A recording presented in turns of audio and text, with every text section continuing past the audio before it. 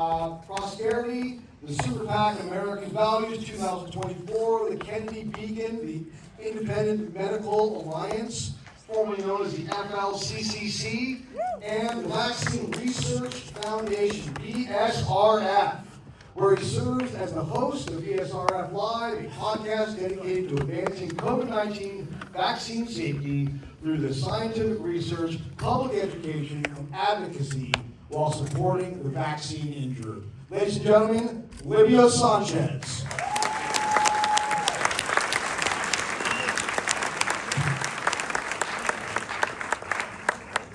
What a powerful film. Oh my God, I'm just catching my breath here. I want to thank David Katz and the Santa Monica Film Festival for having the courage to premiere this film. And I want to thank everyone in the audience for coming from so far away and locally, for being here. Give yourselves a round of applause for being here for this premiere. And we will be taking audience questions, so if you have questions, I'm going to start the panel discussion. So I'll have you step right up down here, and we'll give you an opportunity to ask questions. I'm going to start by introducing the first panelist, Mikki Willis. Father, filmmaker, best-selling author, investigative filmmaker, is respected internationally for exposing corruption at the highest levels. His movies have been used in high-profile criminal trials to exonerate innocent people from political persecution and for bringing victory to historic lawsuits against the most powerful forces of big media. In 2020, Mikki Willis released the first installment of his documentary series, Plandemic. It was shared by over 1 billion people worldwide. 1 billion people worldwide, making it the most seen independent movie series in history. And that Plandemic series can be seen for free at plandemic.com. Next, I want to bring up Matthew Guthrie, the director.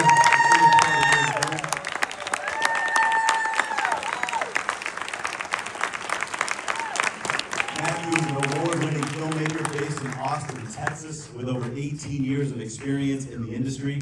He has collaborated on notable projects such as Ruth, QT8, The First 8, and 21 Years with Richard Linklater, earning praise for his incredible cinematography and ability to elevate the work of those around him. His passion for storytelling through film has made him a respected figure in the Texas film community and a driving force behind the highly anticipated film you just saw, Follow the Silence.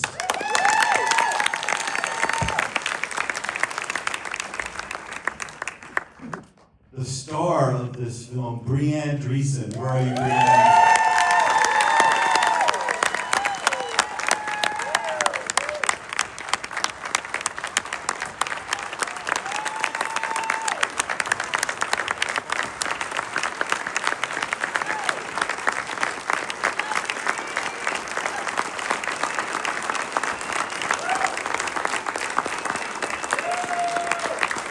What can I say? Brianne is a vaccine-injured advocate and the co-founder of React19, a science-based nonprofit offering financial, physical, and emotional support for those suffering from long-term COVID-19 vaccine adverse events. She is an injured AstraZeneca clinical trial participant, as we just discovered. And lastly, what can I say? Steve Kirsch. Come on up, Steve.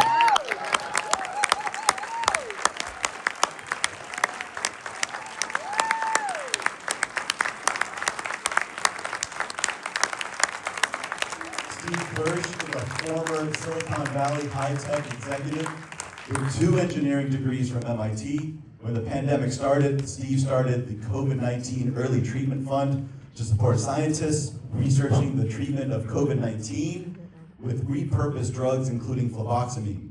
The fluvoxamine study was shown to reduce death from COVID by a factor of 12 and was featured on 60 Minutes.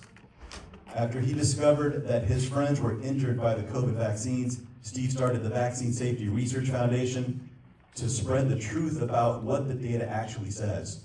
And for the past 3.5 years, VSRF has spearheaded high-impact events in the COVID space, including Defeat the Mandates in DC and LA, and the COVID litigation conferences 1 and 2, amongst many other projects.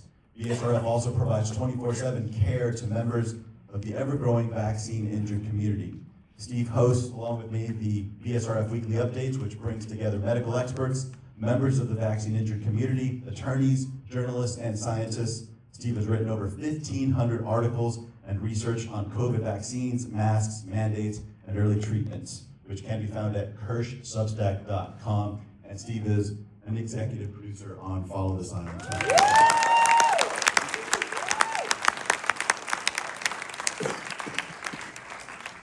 I'm going to start by asking Matthew, you directed this and were the cinematographer, and as a filmmaker, you're dealing with technology, with the cameras, the real subjects, they're not actors, they're real people. And at the time of this, the COVID madness and the lockdowns, what did you do to take care of yourself during this project? I didn't at all.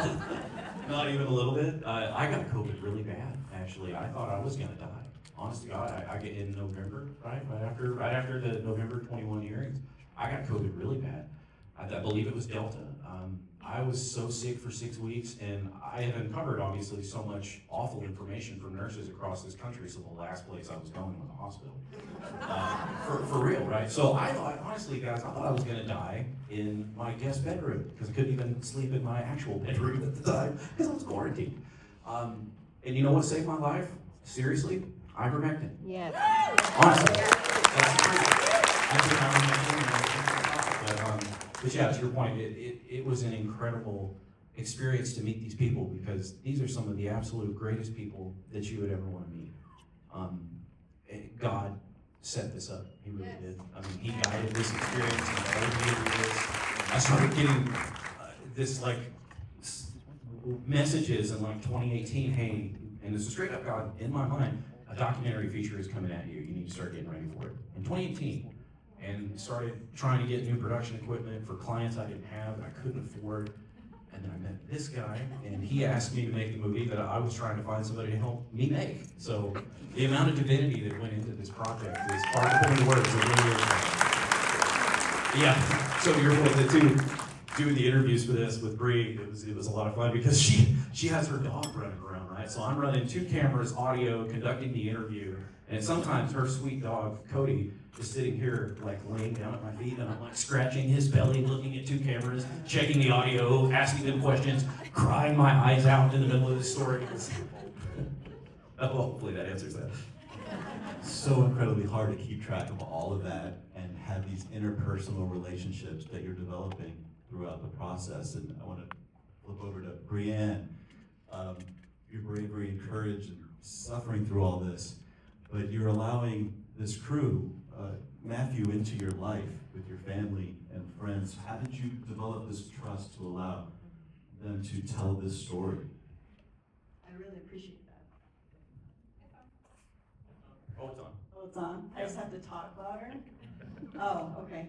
I really appreciate that question, because it's, we were getting hit from everywhere, right? Like the one side was telling us, you guys deserve, everything you get because you were dumb enough to take it. And then the other side was, you're gonna kill people because you're opening your mouths now that you're injured, And so we didn't know who to trust or how or when. And then of course the tops of the government are flying us out and promising us they're gonna help us, and then they didn't, right? So we didn't know where to go. But Matt, you guys have just met him, but you can obviously tell you're gonna go and sit down and have a beer with him and have a really good time.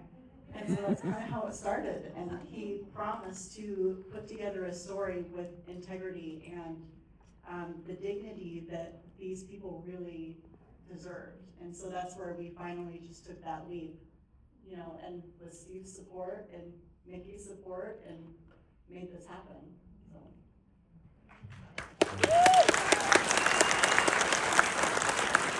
And I'm glad you mentioned Steve, because I think you were one of the initial funders and the one who got this film off the ground. How did you get involved in finding Mikki? What's the story behind the genesis of Follow the Silence? And I believe you're the key component here.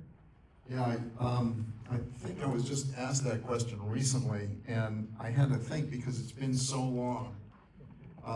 This started, what, like three Four. 4 years ago, okay. So 4 years ago, before I became a misinformation, well, No, you were already. I was a You misinformation. were very much so. I was thinking, and I'm not sure how we got together, but, somehow, we connected. And, I don't remember, was it your idea, or was it my idea, or? So yeah, we went through this on a podcast the other day. I think that we were both receiving a lot of calls, and then I'd heard about your story. Tim's carpet cleaner had not shown up, and then it turns out that he and his wife both had vaccine reactions, and Steve realized that was pretty odd that they both had the same ailments, and started to investigate. And so knowing your story, and quite frankly, I was getting so many calls from vaccine-injured people, and I was wondering what the heck to do about it. And Steve had been funding so many different events. And as a matter of fact, before we get deep into the story, Matt Toon, are you here? Can you stand up, please? So this is Matt Toon. And he took a really big risk. He works at a major media studio, and in between his job, or maybe during his job when he wasn't supposed to, he organized an event called Defeat the Mandates. And that's where React 19 was born. But I'd already known that Steve, as an entrepreneur and crazy, brilliant inventor, the optical mouse and many other things that this man has brought to life, with the money that he earned from being an incredible inventor, he was putting it towards good things and funding a lot of the events, helping a lot of the people that were injured. And so when this came up, I was in the middle of directing The Great Awakening, Pandemic 3, and I knew that I was tapped out as a director. And so, and there's always a money issue, right? Because these aren't films that make money. We can't put them on Netflix and all these other platforms. And and one of the only ways for us to bypass the gatekeepers of censorship is to give the movies away for free. And I want to thank all of you for making the Pandemic series the most seen in history. You did that. And so it's one thing to look for investors that are looking to make their money back. It's another thing to look for people that have wealth that are willing to give it away and never get that a penny back. And Steve's one of those angels. And so I think the story is that I ended up on the phone with Steve because there were other things in common that we were working on, including Defeat the Mandates. And it just came that, I said, we'd love to make this film. And Steve was the very first person to put in a big chunk of money to say, go ahead and make that film. And so without you, this film wouldn't exist. And one last thing before, also, there's a lot of people should be up here on stage. The first thing I want to say too is to the injured, to the people that trusted us to amplify your voice, to help give you a voice. The 4 years that we've had the honor and the privilege of working with your stories that you've entrusted to us, this has been the greatest honor. I don't know that we'll ever exceed this, the greatest honor ever of my filmmaking career, to know that we have been handed these very delicate stories that came with so much sacrifice, that you will be remembered forever for what you contributed to this nation and to our world through your personal sacrifices and your bravery to tell your story so publicly. It wouldn't happen without you. So thank you for allowing us to touch to my wife, who always works tirelessly behind the scenes, and none of this would be possible without her. Nadia, can you stand up, please? Where are you? She's probably working behind the scenes.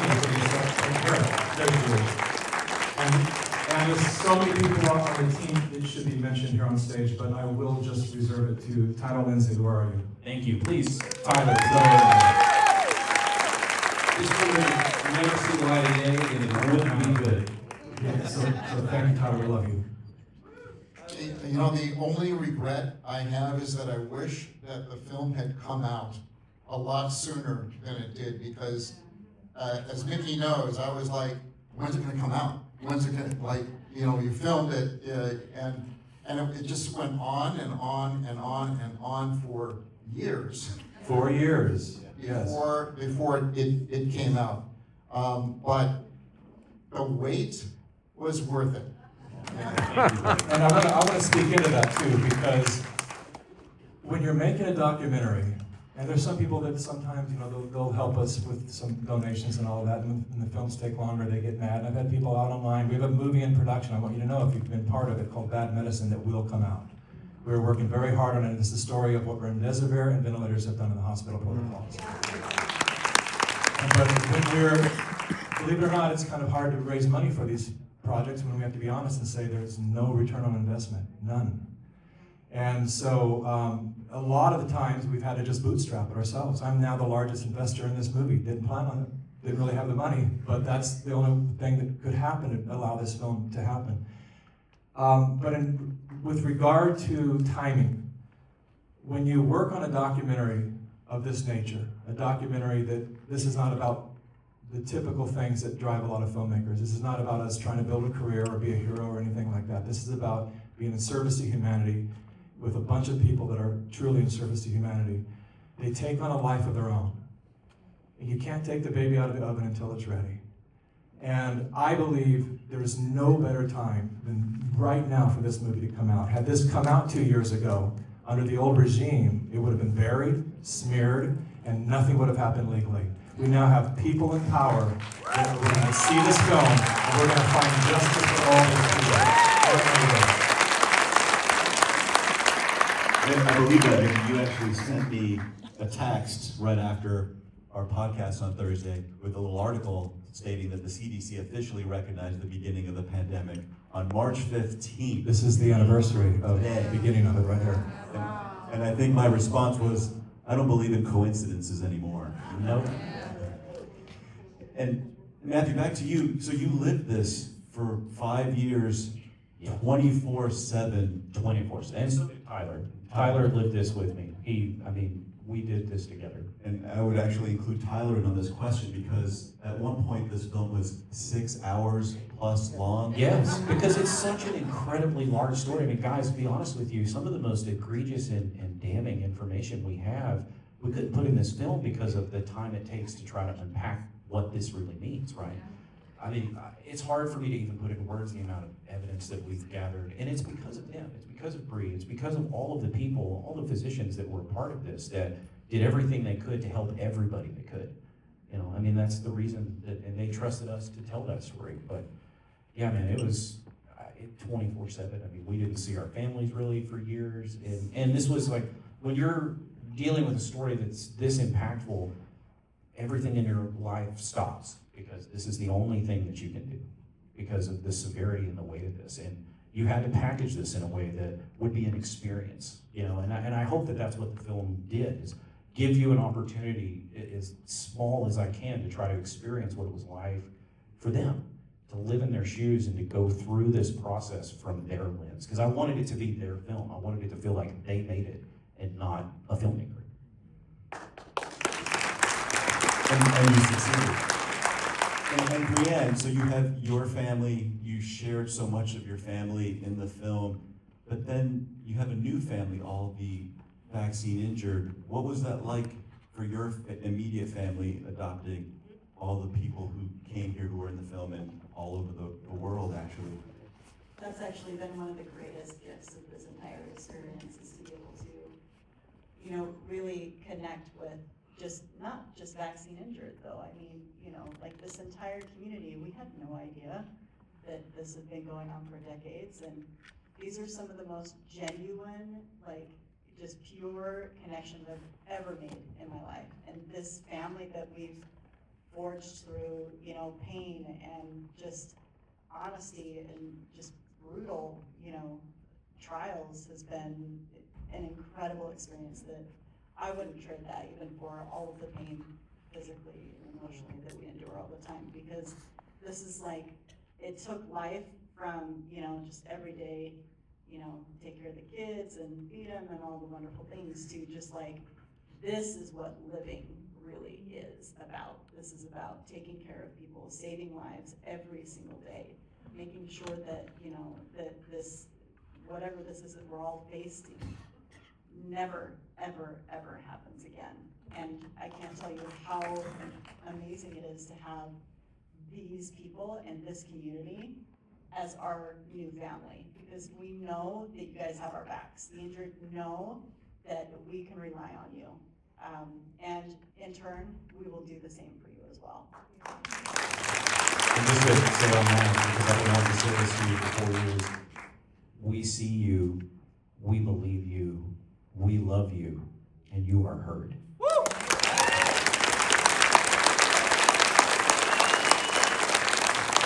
I've met a lot of people who sacrificed a lot and took a lot of hits over the last 5 years, but probably no one more than you, actually. What keeps you going? I mean, you came out right away, early on, and tried to help people with the fluvoxamine trials, and then defeat the mandates, and your relentless pursuit of truth. What drives you? How do you keep going?